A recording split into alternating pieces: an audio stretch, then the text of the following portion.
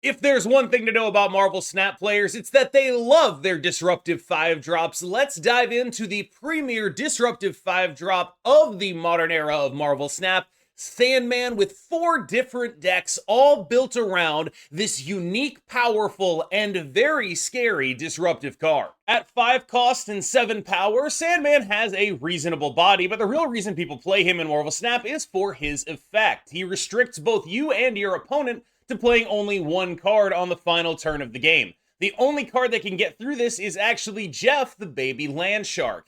Now, Sandman's ability gives a certain type of deck building a major prominence in how he seems to get played. What that means is there are 2 main things to consider when you play a Sandman deck and when you build a Sandman deck. And you'll see both of those things considered to varying degrees across the course of this video. The first thing that you're going to want to consider is, are you a deck that is very good at getting ahead, staying ahead, and then staying even further ahead by playing, card on turn 2, 3, 4, 5. This one is on 5.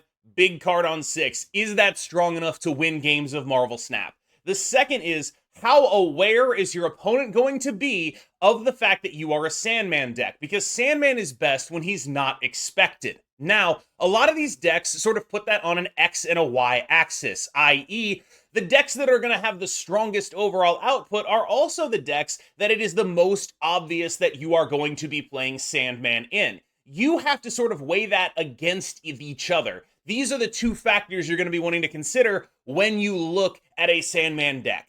How strong is it on a baseline? Am I going to be doing strong things with it? Is it going to win when I do my Sandman thing? And how often am I going to be able to catch people off guard with this Sandman? How surprising is this Sandman? Because he is much better when he is surprising. This is the baseline Sandman deck. The base Sandman deck that I think is probably in a vacuum the best one, the one that I would play if I had to choose.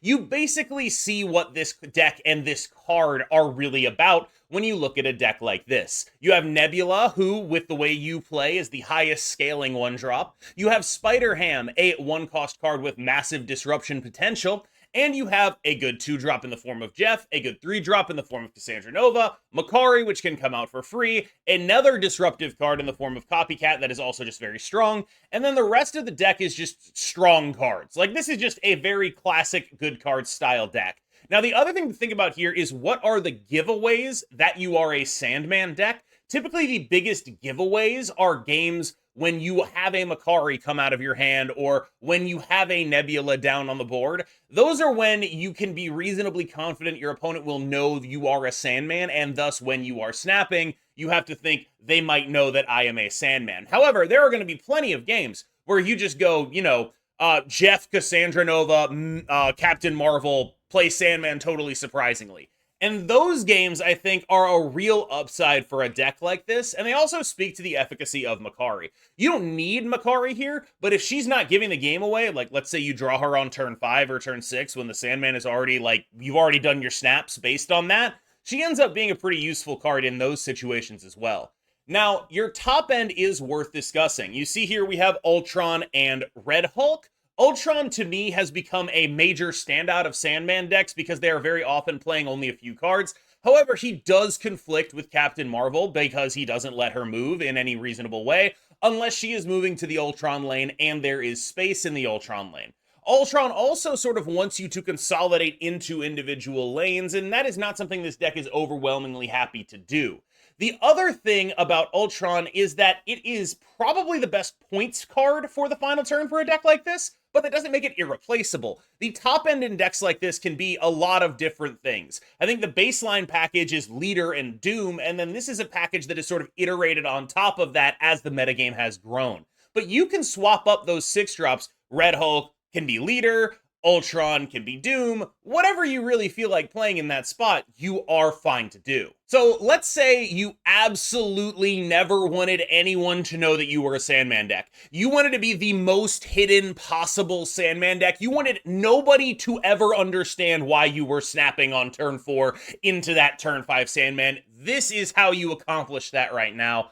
I played this deck about 20 games. I had about a 70% win rate with it. It was very, very strong for me, and a lot of it was because people don't expect a Sandman in a Marvel Boy deck. And Marvel Boy is secretly kind of a very good way of actually just getting a bunch of power on the board early. A lot of Sandman decks, we talked about the axis, the X and the Y axis here, where one is power and the other is they don't know you're Sandman. There's a lot of power here, and they don't know you're Sandman. So I think this is a very solid thing to do, although I wouldn't be surprised if the main value of this kind of package ends up being they don't know you're Sandman, because that is such an important thing to be. When your opponent doesn't know you're Sandman, you end up getting so many more free cubes, because instead of retreating on, say, that turn 4 snap, if you snap on turn 5 and they don't know you're Sandman, they will stay for a Sandman. But if you snap on turn 5 and they know you're Sandman, they're gone. You got 1 cube. You probably should have snapped earlier. It's a very punishing deck to snap with for that reason, because so much is dependent on whether or not your opponent has figured out what you are. And if they have, they can play around it. And so those turn 5 Sandman snaps are very, very dangerous. Because let's say you're playing against a Hitmonkey deck, you snap turn 5, they're doing their thing. They're like, why the hell is he snapping? It could only possibly be Sandman. They dump the Hitmonkey on turn 5, and then you lose. And that kind of stuff is really, really difficult to deal with, because it inverts the snap back on you. Suddenly, your snap is a downside for you if they recognize why you're snapping. The most popular iteration of this deck is probably the Patriot one, which is part of why it has such a tiny ability to actually disguise itself as anything but Sandman. There was a brief moment in time where this deck could potentially maybe disguise itself as Silver Surfer when you were going like, I don't know, just brood abs into stuff. But like realistically, when this happens to people now, they know you're Sandman, you know you're Sandman, but the upside of this version is it is the most packed with power of any Sandman deck that we're talking about here. This is a Sandman deck that against other Sandman decks can just play Patriot, Blue Marvel, Ultron and instantly win. It is very hard for any other Sandman deck to beat 20 power, and then the Patriot Ultron, and the Patriot Ultron lane is also probably going to be 20 power. Like, this is a deck that doesn't have to be a Sandman deck. And that is very valuable. As a Sandman deck, it also has access to the Cassandra Nova and Absorbing Man package, which makes it much more relevantly powerful into Arishem, which is a notably bad matchup for this deck. This is one of the decks that doesn't need to be a Sandman deck in every matchup, and because of that, it tends to have a bit of a wider spread in terms of what your game plan actually looks like. If you just want to play the most straightforward and basic of these decks, I actually don't think it's this one, because there is a lot of, okay, what matchup am I in? Do I need to play Sandman? Can I afford to play Blue Marvel, even though I have an Ultron coming down next turn?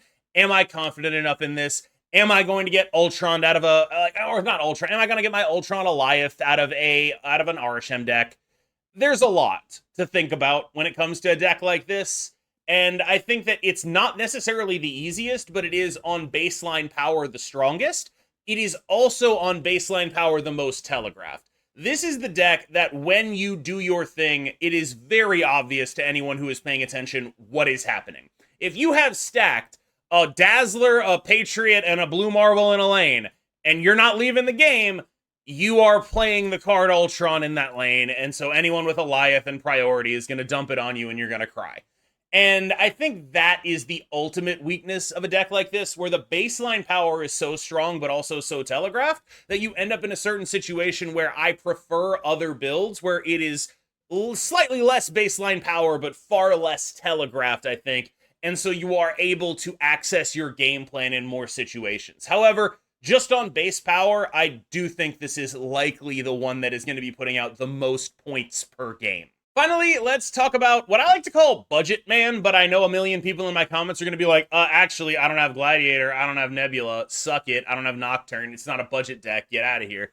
The point I'm making here is it doesn't have to be exactly like what we're talking about. You don't have to be a Patriot deck. There's other things you can do in this space that are relatively unexplored. Rescue and Jessica Jones. And this sort of, I include this one not to say here's a good budget option, but here's a way for you to think outside of the box. And the way here for you to think outside of the box is to understand the essence of Sandman decks along the two axes that we talked about.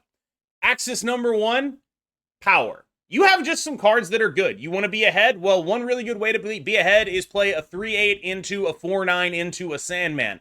This deck can do that really, really well. Gladiator, Jessica Jones, Sandman. Boom. Awesome. You're probably going to be ahead when you do that. The other is, don't let them know that you're Sandman. Nobody's going to really expect a Sandman out of your Jessica Jones deck. Like, I got to tell you, this is not something that I expect people to play. Like, now I'm aware of the deck. I get it now. I get it. It's something I'm more aware of. I'm making this video. Maybe people are going to be aware of it. Of all the decks on here, this is the one that has the most hidden Sandman factor to me. And so I think that this is a good example of ways to think outside the box to get similar power output, but also much more surprising Sandman impact. And I think that's important to include as well, because you kind of want your deck to be strong in unexpected ways. This is, to me, a very basic Marvel Snap deck building conversation where the main thing you want is to be doing something strong and have your opponent not realize that's what you're doing. The less your opponent knows your range, the happier you are about everything you're doing. And yes, there are some very weird deck building choices here. There are, but a lot of that is because they're not all that much worse, if at all, than any of the deck building choices made in the other decks. They just are a little less common, and so your brain sort of defaults to this must suck. But they are quite strong. Like, no one's going to get mad at 3/8, 4/9 Sandman and into Ultron. That's ridiculous. It's a really good curve. Like, you may look at this and say, oh, this is budget. It's doing this on a budget. That curve is going to beat a lot of stuff. And I think that kind of way to sort of induce your opponent to look at what you're doing and be like, I can't seriously lose to a guy running Jessica Jones, right? You can. You will. So, I hope this was a helpful look at Marvel Snap's maybe most hated archetype, Sandman. I know it took a little bit of a different form this time, because I didn't want to do a card-by-card breakdown on one list when I could do an overview of 4 lists and help, convey what it is about this archetype that has people so frazzled right now. Because right now, people really hate Sandman. They do not like getting Sandman. And a lot of that is because, it stops them from doing the thing they wanted to do on turn 6. But a lot of it is because it's kind of hard to see coming a decent amount of the time. And it's always frustrating when you get to turn 6 and you're like, oh, I'm actually just 100% dead. And I think there's a certain kind of person to whom that greatly appeals, making your opponents feel that. So if you are someone who loved, Professor X and Dr. Octopus and Leech, you're probably going to love these decks too. All right, y'all, I've been KM Best. You've been phenomenal. I will see you in the next one. We're going to jump into some gameplay of me playing one of these Sandman decks. Thank you so much. Have a great one. Queued the wrong deck. Again.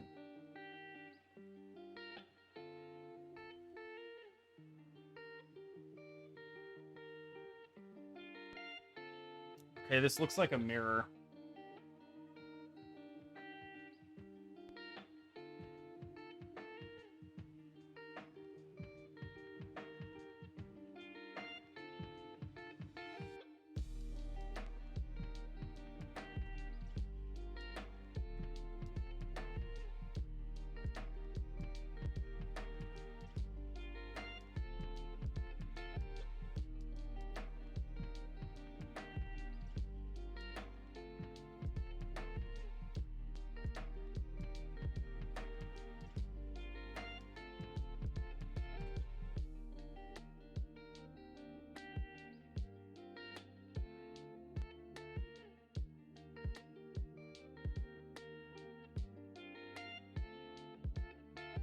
Oh, it's not a mirror.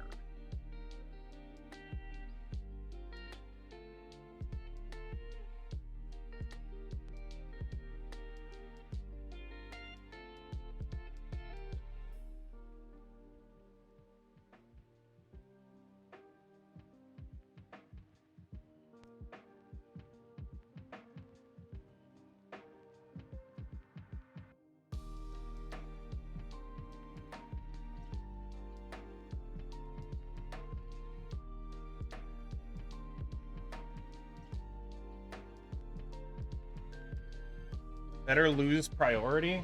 Why do I need to lose priority?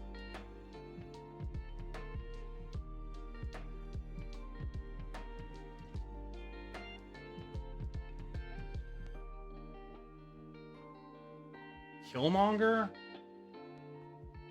I don't think that's gonna super matter. possible, though.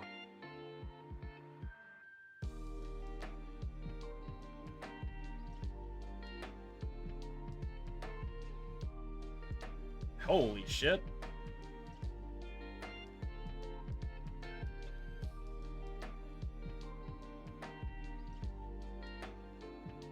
What the hell?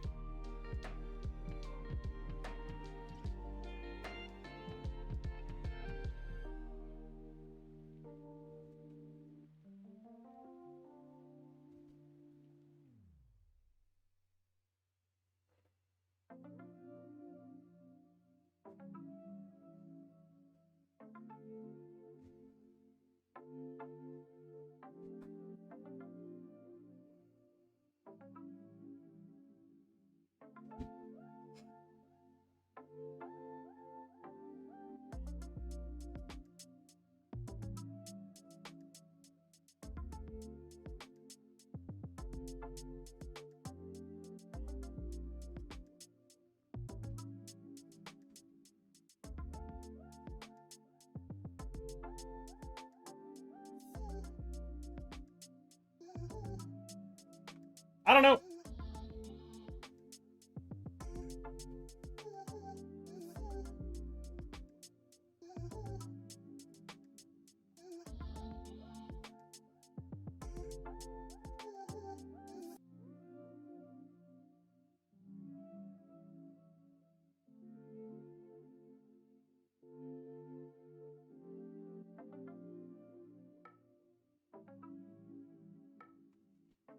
Okay, we're good. We played around kind of specifically this. This was like kind of the exact thing we played around. I gotta refill my water. I'll be right back.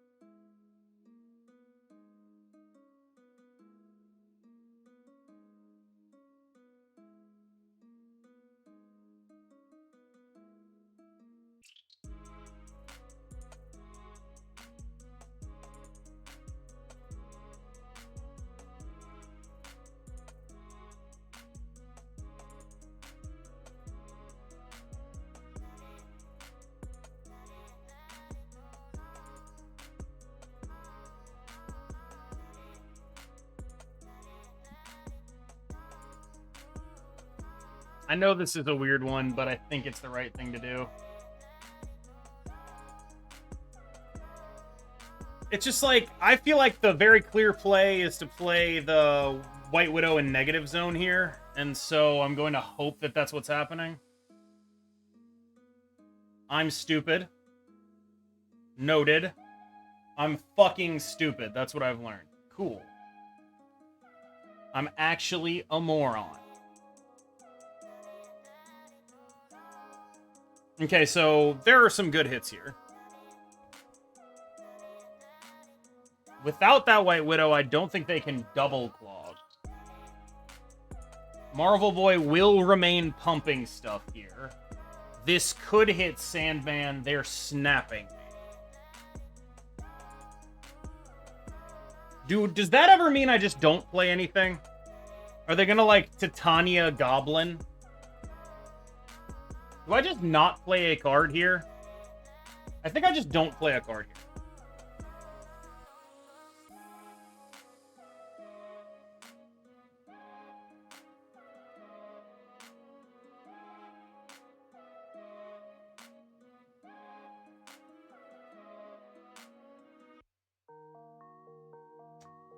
That was the wrong idea.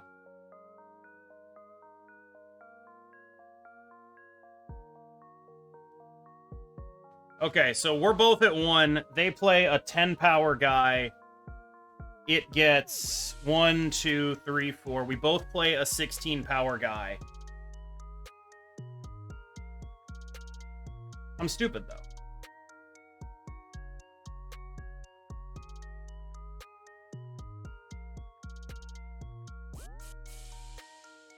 Tiebreaker win? Captain Marvel? Oh, you don't even need to move. It was just a normal tiebreaker. See, I'm stupid, though.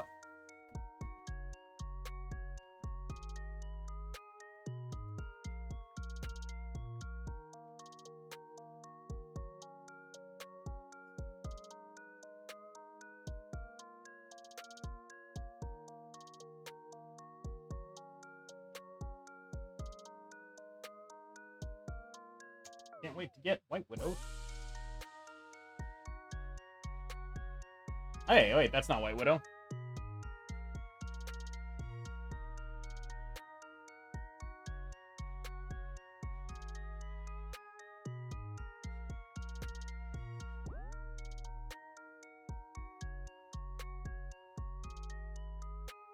Whoa.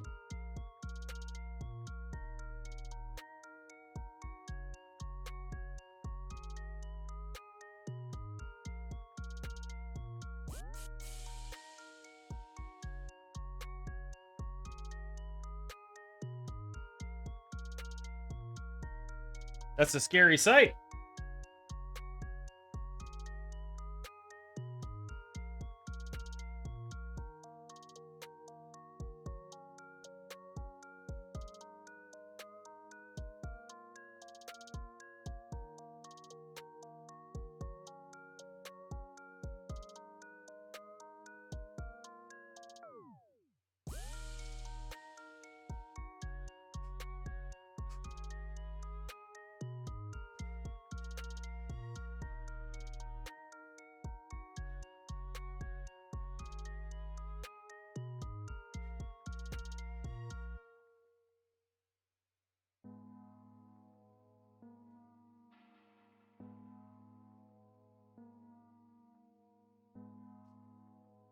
I'm a little confused as to, like, what I'm supposed to do here.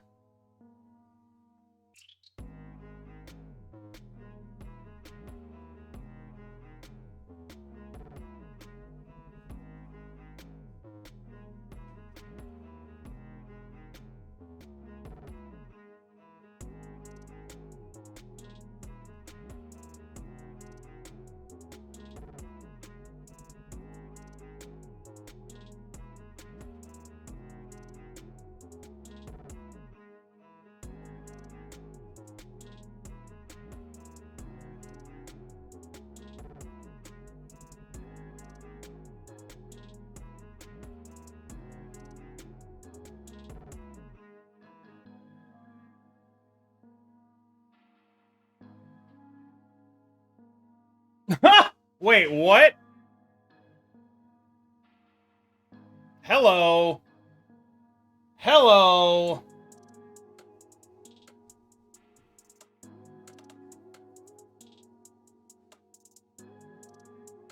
Ah, yes. I think most hits in the deck we beat.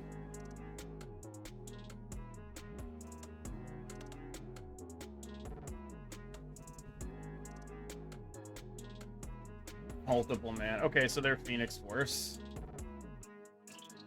Well, the good news is they're Phoenix Force without multiple man. The bad news is that their other plans are very good against me.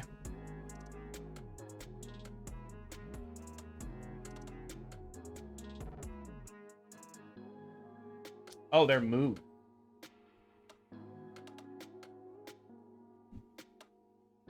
I do like that I got to Marvel Boy. I get to do my little Marvel Boy thing. Damn, they played the cloak too early. Gonna be able to copycat. We were gonna pop off, dude. Not Marvel Boy. Thank God.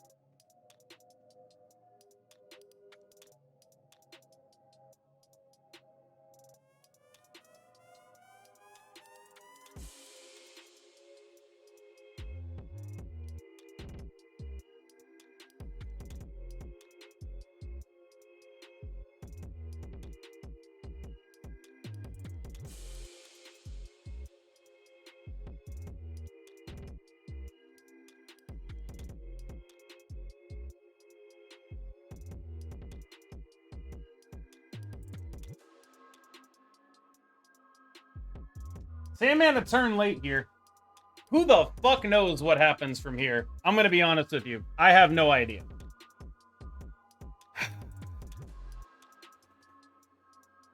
Like, they could Heimdall shit. They could do who the hell knows what. I honestly, straight up, do not know. So in the service of having literally no fucking clue what's going on,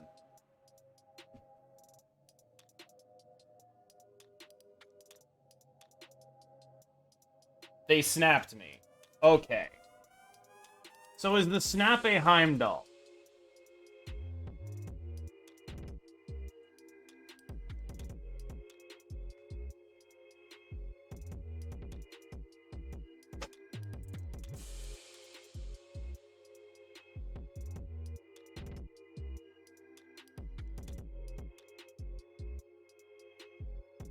I'm about to lose 8 so hard. You ready for this shit?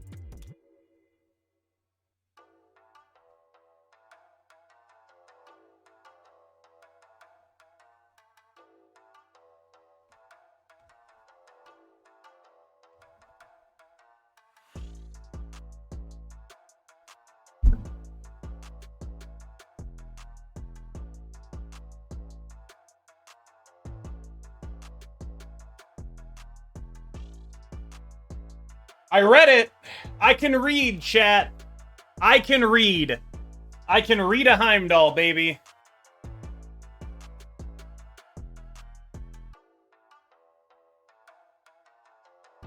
Ugh. Wait, what are you? Dagger. Okay, well. Not gonna do a lot then. Iron Fist pull. We know they don't have dagger. They're probably the Ajax deck.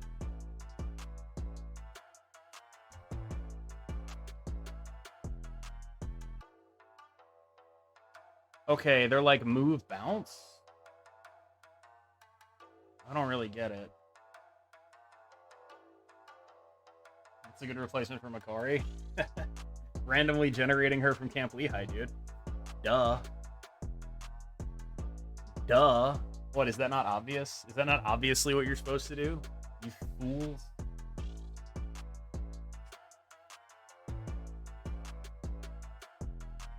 Ravona, basic here. Okay.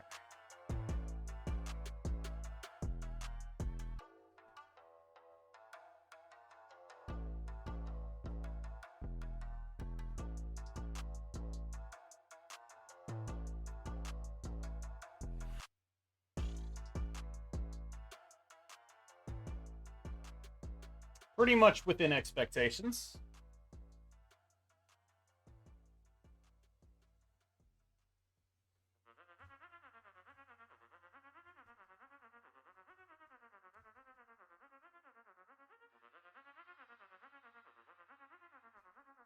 That's why the Jeff is there.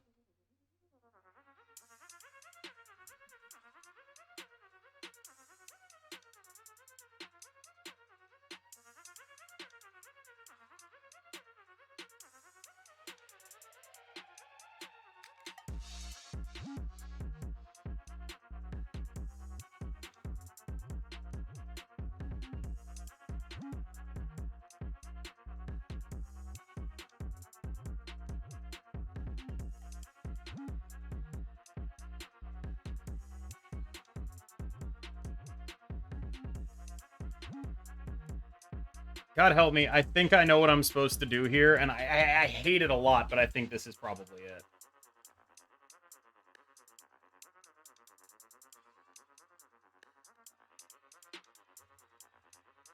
Yeah, see, like, they're going to win that, but we're going to win every other lane, right? I hate that play. Like, I truly, truly hate that play, but it is the technically correct play. Crashing down on me right now.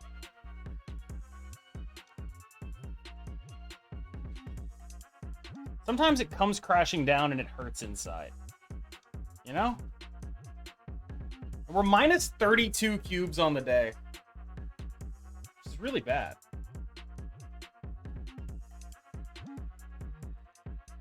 No, I saw that. I saw the thing. I don't think I want to add that to this, unfortunately.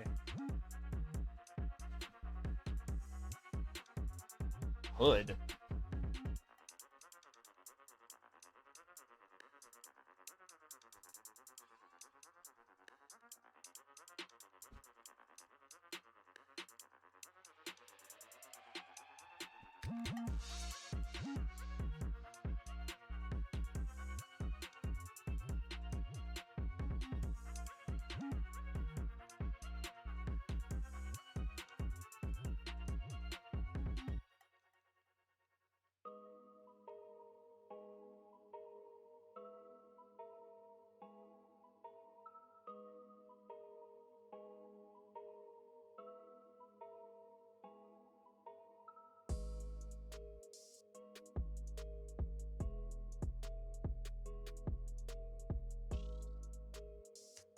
Eternal's arc happens first here, right? Like, Eternal's arc goes off, and then Warrior Falls goes off. Yeah?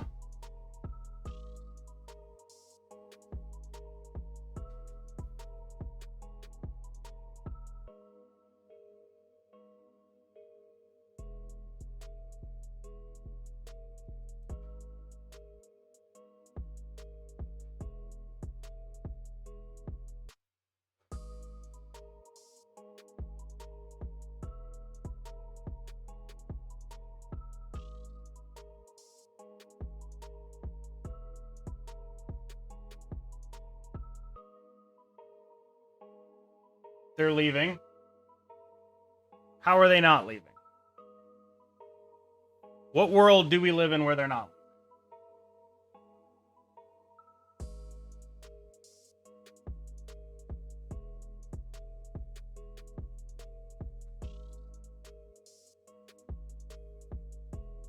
I'm debating between Ultron and Red Hulk here.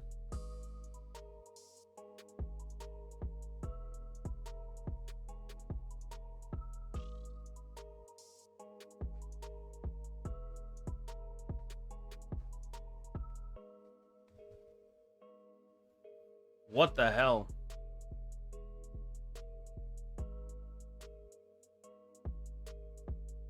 Uh-huh. Cool.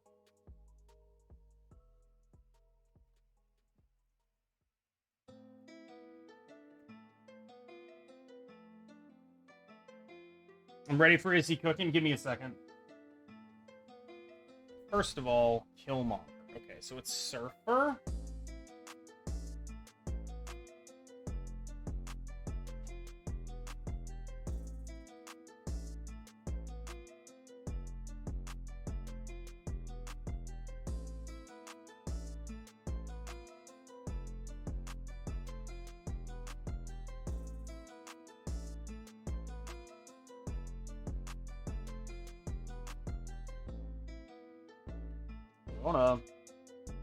Interesting.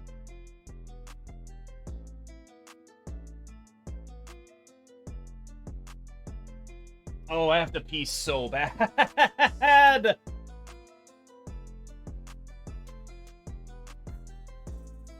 Chat, I have to pee so bad. This person is taking so long. Life is so painful.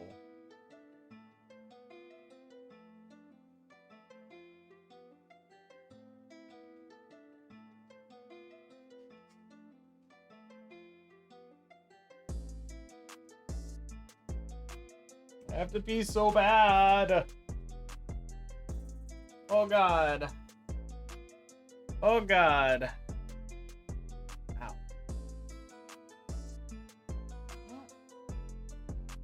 Hey, Deadpool. What's up, dude?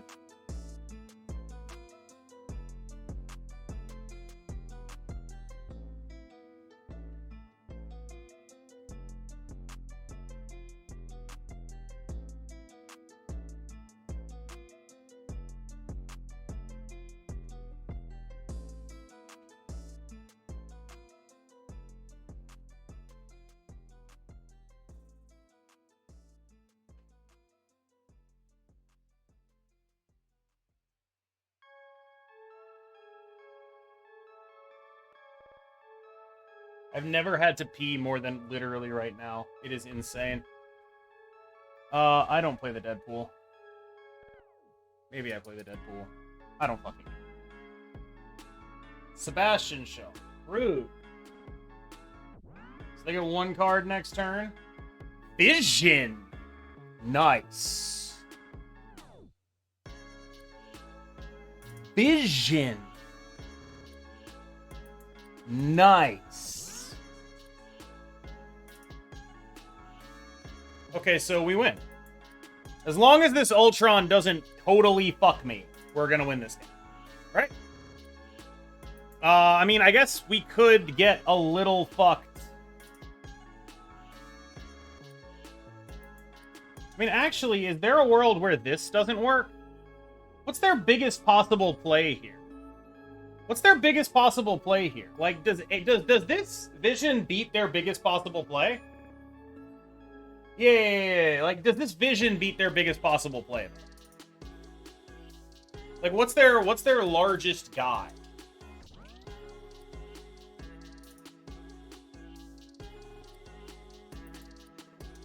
I'm gonna snap.